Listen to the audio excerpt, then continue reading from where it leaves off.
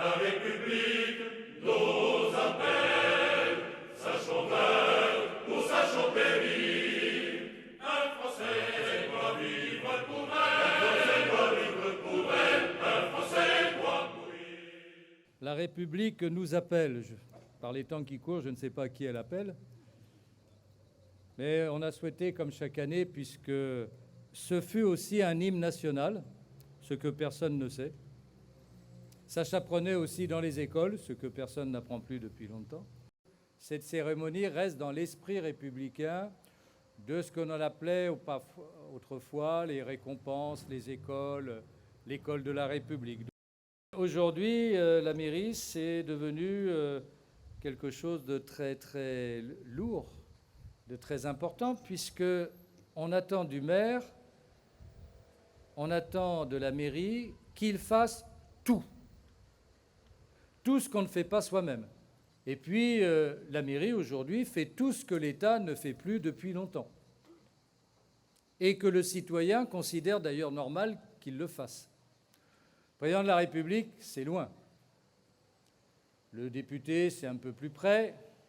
Le conseiller, la conseillère départementale, occasionnellement. Le seul qui est à proximité, c'est le maire. Parce qu'il est là tous les jours, c'est mieux. On peut le rencontrer. Et puis, j'ai besoin d'un logement, je vais voir le maire. J'ai besoin d'un emploi, je vais voir le maire. J'ai besoin d'une place en crèche, je vais voir le maire. Mais il y a tant d'autres choses dont la municipalité doit s'occuper aujourd'hui, dont les autres ne s'occupent pas. Ce transfert de responsabilité n'est pas un transfert de pouvoir. Ce qui fait qu'on attend beaucoup de ceux qui sont les plus proches et qu'on peut quand même appréhender. Par rapport à ceux qui sont plus loin, sur lesquels on peut bien sûr râler, mais de toute manière qu'on ne rencontrera jamais, ou par hasard, par accident. Et ça crée un rapport à la fois sympathique de proximité, mais également souvent de grande frustration. Parce que, bien entendu, si le maire était Harry Potter, ça se saurait. S'il pouvait guérir les écrouelles, comme Louis IX, tout irait sûrement beaucoup mieux, mais tel n'est pas le cas.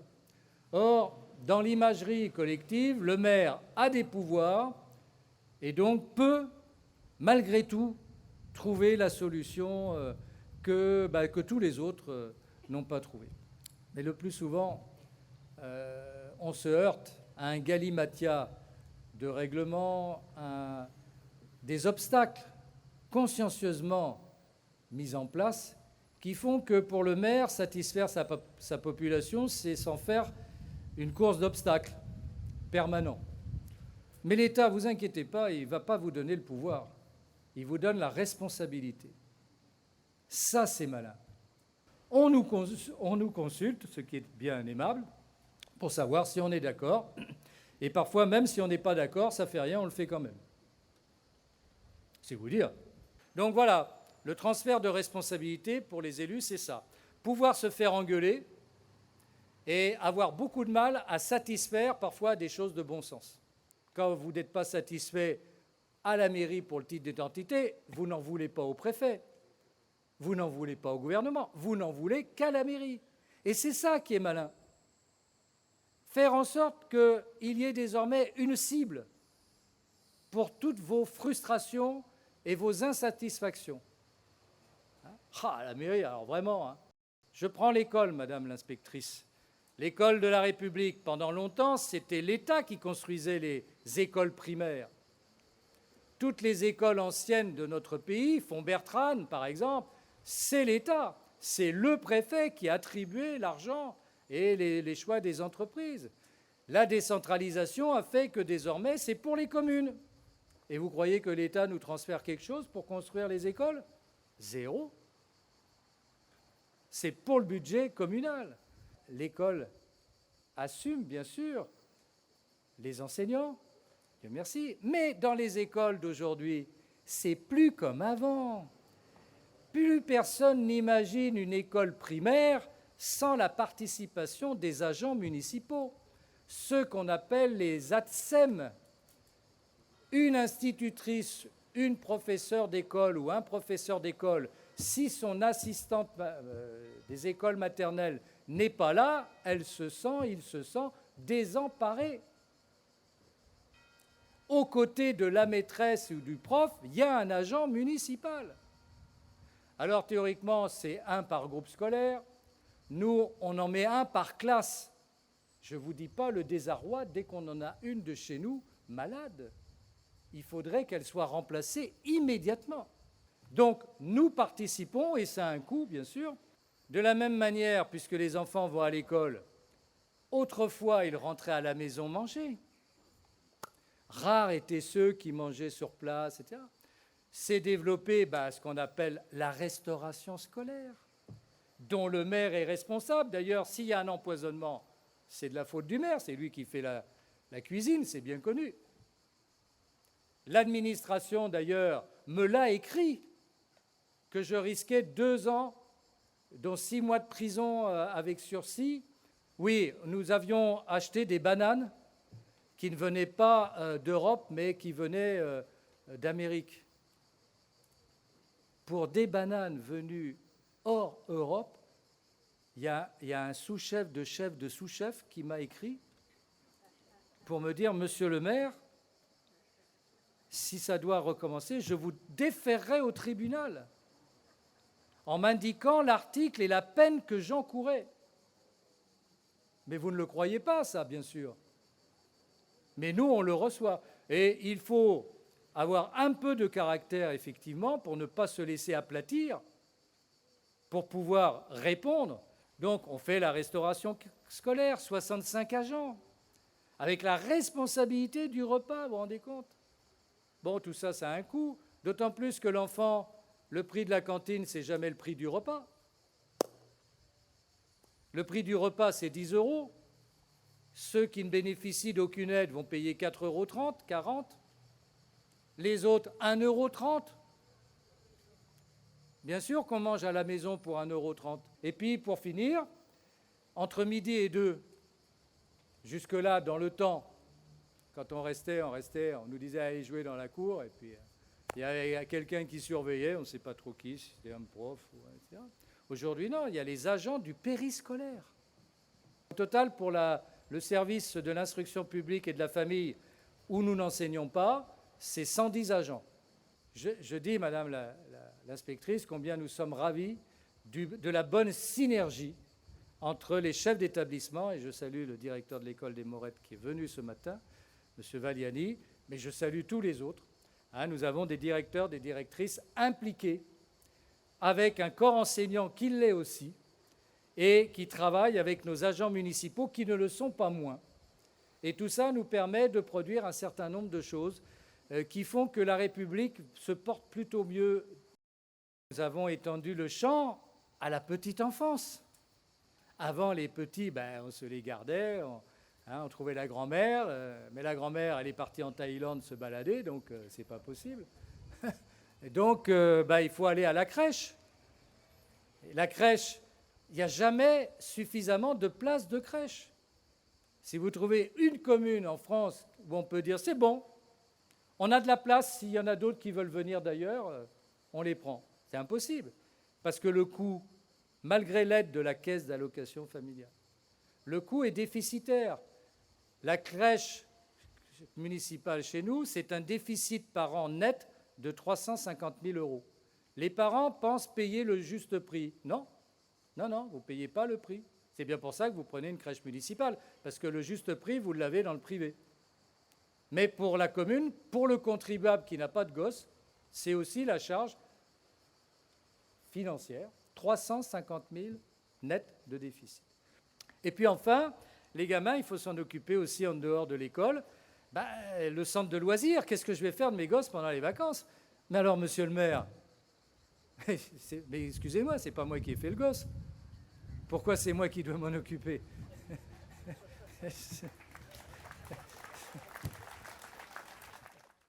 400 gamins de 3 à 12 ans.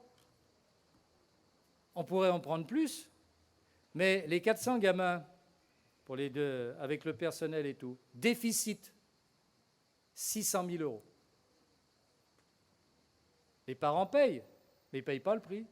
Si on continue un peu plus loin, on a connu une époque où dans une circonscription comme la nôtre, adjudant-chef, il y avait la gendarmerie, puis ça suffisait bien.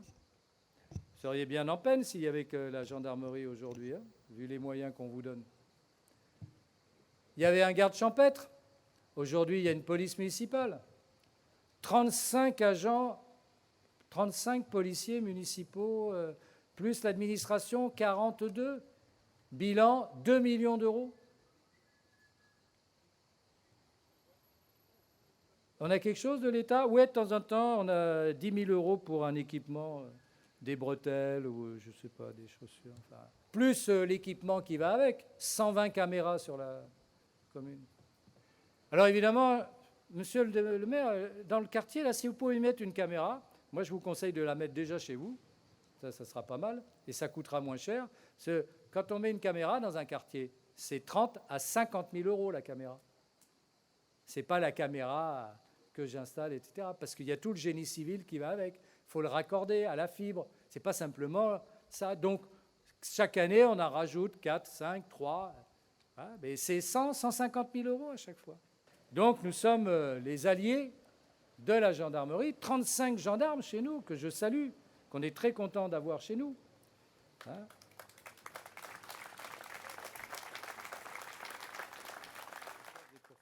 Voilà pourquoi tout va bien quand on est maire. Hein, c'est un défi quotidien, et c'est pour cela que lorsque le mécontentement s'exerce sur les services publics, sur les services municipaux, c'est peut-être le plus grand scandale de notre époque. C'est peut-être le plus infamant, parce que c'est la proximité de chacun. Aller brûler une école, aller brûler une bibliothèque, une médiathèque, demain une crèche. Que fait l'État? Quelle est la réponse? Quels sont les moyens qu'on peut mettre en œuvre? Bon. Je pense qu'on a atteint un cap, c'est de s'en prendre à l'autorité locale qui fait comme il peut, et je vous assure que tous mes collègues, dont bien sûr chacun est variable en fonction de sa personnalité, les orientations qu'il a, mais qui ont été validées par sa population quand même, qu'on soit de droite, de gauche, du centre, de tout ce que vous voulez. La population s'est exprimée, mais pas tous. C'est vrai, pas tous. Beaucoup de gens sont hors système. Donc eux, ils considèrent que de toute manière, élu, pas élu, ça ne change rien. Mais ce qu'on a vu là ces derniers temps, et on nous disait encore ce matin dans les banlieues, mais non, il n'y a pas que dans les banlieues, dans des villes tout simplement. La maire de Pontoise, qui n'a intéressé personne, cette pauvre femme. Hein. Pourtant, Pontoise, c'est une grande ville. Hein. Agressée dans sa voiture, qui a été frappée, dont le véhicule a été mis en flammes. Pas de nouvelles. Hein. Pas d'émotion, pas... Une femme, maire. Le maire de La Haye-les-Roses, lui, il a le pompon. Hein, ça, c'est sûr que lui, il a gagné le gros lot. Le gars rentre plus chez lui. Il rentre plus chez lui. Pour protéger sa famille, le père de famille n'est plus chez lui. Et parce que son devoir exige qu'il protège l'institution dont il est le responsable, le maire, il va coucher à la mairie. Mais ça dérange personne. Hein. Personne. Moi, j'insiste lourdement là-dessus. Mais vous trouvez normal que le maire aille coucher à la mairie? Pourquoi? Non pas parce que... uniquement pour empêcher que des gens viennent l'envahir, viennent la prendre d'assaut, viennent la détruire. Il met en place des protections matérielles parce qu'on ne lui a pas donné l'assurance. Je n'ai pas vu les forces de l'ordre de l'État être en capacité d'empêcher. Donc il a mis un système qui s'est révélé efficace et dont certains ont osé dire que c'était une provocation. Qu'en fait, si on avait été sur sa famille, c'est parce qu'on n'avait pas pu brûler la mairie. Alors quand on est à ce degré de raisonnement et qu'on est en plus élu soi-même, le pire est à craindre. Que le dernier des abrutis raisonne comme un manche, c'est un classique, mais que celui qui est déjà lui-même un représentant du peuple, élu lui-même, puisse tenir ce raisonnement et le justifier, ça c'est criminel. Vous avez vu des réactions là-dessus? Non, rien. Donc le maire a appris que sa femme, ses 2 gosses, on voulait juste les tuer. On attendait une réaction de l'État, enfin, parce qu'à un moment donné, quand le dernier rempart de la vie démocratique est lui-même, le citoyen lambda connaît ça depuis longtemps, d'être enquiquiné, rentrer chez lui, hein, les pompiers, OK. Là, le dernier institution dite représentative et à peu près... Non, là, on a voulu l'attaquer comme si on était dans une guerre civile quand même. Parce que les bâtiments attaqués, moi je le vois dans les images pour l'Ukraine. Je veux dire, dans la guerre, mais pas dans un pays civilisé, dans un pays démocratique, pas dans un pays libre. Et là, quelle a été la réaction? Rien. Je vous assure, rien. Moi, j'attendais que le chef de l'État, puisqu'il y a un chef de l'État, soit aux côtés du maire. Évidemment, c'est dimanche, c'est le jour du Seigneur. Non, la Première ministre. Pourquoi la Première ministre? Non, le président de la République doit être là, aux côtés du maire d'Aille-les-Roses. Passer 1 heure à ses côtés et lui dire « ça suffit ». Ça ne peut pas continuer ainsi. Non, rien. La Première ministre est venue, et mon pauvre ami, hein, voilà. Et puis dans l'interview qu'on a retenue, les phrases qu'on a retenues, c'est « ouf, bah, ça s'est mieux passé que l'autre nuit hein. ». Et juste à côté, vous avez le maire à côté, ah bah lui, ça s'est mieux passé que l'autre nuit. Hein. Il attend la prochaine avec impatience. Hein. C'est ça la force de l'État. En ce jour du 14 juillet, donc, nous célébrons la fête nationale. C'est un moment heureux, et pourtant cette année, c'est un moment que j'appellerais partagé avec les événements qu'on a vécus, parce qu'on découvre, ou on fait semblant de découvrir, que tout le monde n'aime pas la France, puisqu'on brûle son drapeau, puisqu'on brûle ces éléments de la République, comme une mairie ou une école. Et pourquoi ne pas aimer la France? Qu'est-ce que la France a bien pu faire pour mériter une telle haine? Voilà une bonne question à se poser. Alors moi, je crois que c'est Milan Kundera qui a la réponse. Milan Kundera, vous savez, cet écrivain tchèque qui vient de décéder, il avait dit, il n'y a pas si longtemps que ça, il avait dit, ce qui est extraordinaire, c'est qu'il n'y a qu'en France qu'on n'apprend pas à aimer son pays.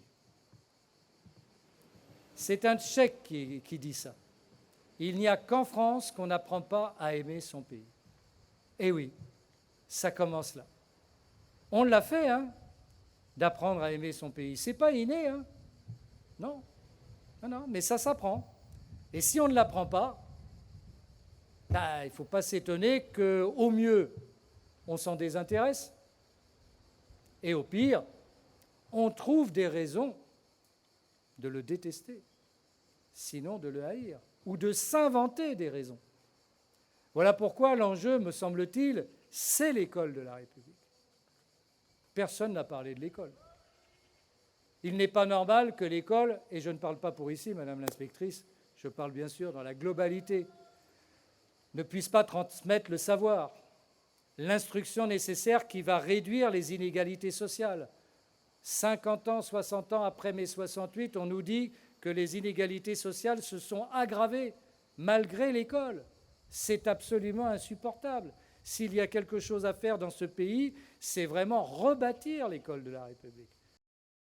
Nous, ici, nous considérons que c'est la priorité. Pour nous, tous les enfants de la commune doivent être privilégiés. Tous les enfants, sans différence. Quel que soit d'où ils viennent, ce qu'ils sont, comment, leur situation familiale. Tous les enfants. Et nous considérons, oui, que nous devons accompagner l'enfant. Je vous ai dit tout à l'heure, hein, ce n'était pas prévu, mais nous considérons que nous devons le faire. Voilà pourquoi nous voulons du personnel de qualité dans le périscolaire, voilà pourquoi nous voulons du personnel de qualité dans les animations, et avec les enseignants, transmettre un savoir. Mais le savoir, c'est quoi? J'allais dire, c'est l'amour, pas la haine. L'amour de quoi? De ses parents, bien sûr, mais ça, ne doit pas l'enseigner. C'est l'amour de sa commune, de son école même, de sa commune, de sa région, de son monde, de son environnement qu'on veut protéger. C'est ce que font les enseignants dans les écoles et c'est pour ça que nous avons inauguré cette année ce petit fascicule qui s'appelle le passeport du civisme. Qu'est-ce que c'est que la République? Qu'est-ce que c'est que le pays? Qu'est-ce que c'est que le drapeau? Nous avons la chance d'avoir un musée d'histoire et d'art. C'est aller au musée et voir aussi que la paix, c'est important, préserver la paix et non pas considérer la guerre comme un jeu de PlayStation et banaliser la violence. C'est l'environnement. Je suis citoyen de mon terroir et je suis citoyen du monde. L'un n'empêche pas l'autre. Tout va ensemble. Ce qui compte, c'est de bâtir ensemble, puisque tu es sur le sol de France. Ton devoir, c'est d'aimer la France. Puisque tu es né sur le sol de France, quelles que soient les origines, ton devoir, c'est d'aimer le pays qui t'accueille, qui te donne à manger et qui te donne la liberté que tu n'as pas dans ton pays d'origine. Moi, mon père est roumain. Dans mon placard à la mairie, j'ai un drapeau roumain, avec l'emblème communiste enlevé de 1990 que j'ai été prendre à Timișoara 3 mois après la révolution roumaine. Mais il est dans le placard. Mon drapeau, au pied du bureau, c'est le drapeau où mon père a choisi de vivre et où je suis né par hasard. Et mon père m'a toujours dit, ton pays, c'est pas mon pays. Mon pays m'a pas permis de vivre libre. Mon pays m'a fait crever de faim. Ton pays, c'est celui qui te donne à manger et qui te donne la liberté. Et c'est celui-là que tu dois aimer et que tu dois défendre. C'est si difficile à dire, ça. Il n'y a personne qui peut le dire à des enfants, à des jeunes.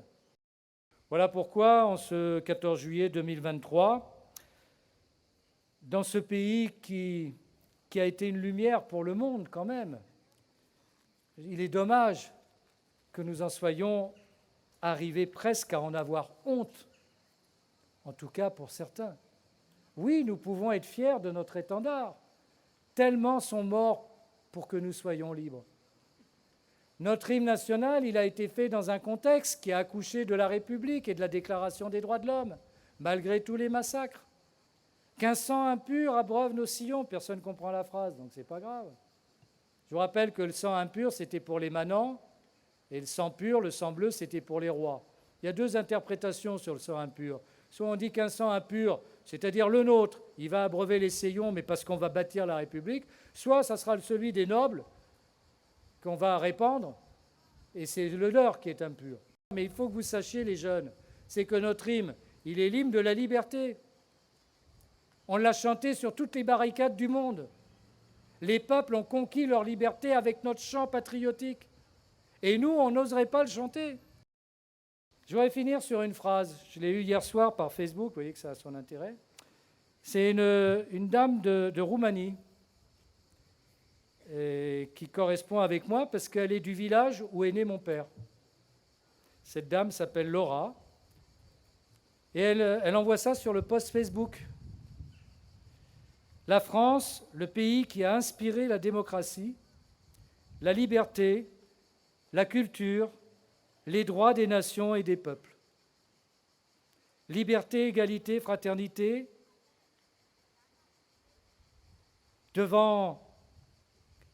devancer la devise de la République et à mettre en valeur les valeurs universelles qu'elle incarne et dont de nombreuses démocraties occidentales se sont inspirées lorsqu'elles ont établi leur constitution. Voilà, quelqu'un en Roumanie, au fin fond d'un village de 400 habitants, pas très loin de l'ex-frontière yougoslave, sur Facebook, parce que c'est le 14 juillet, envoie un post et elle dit ceci.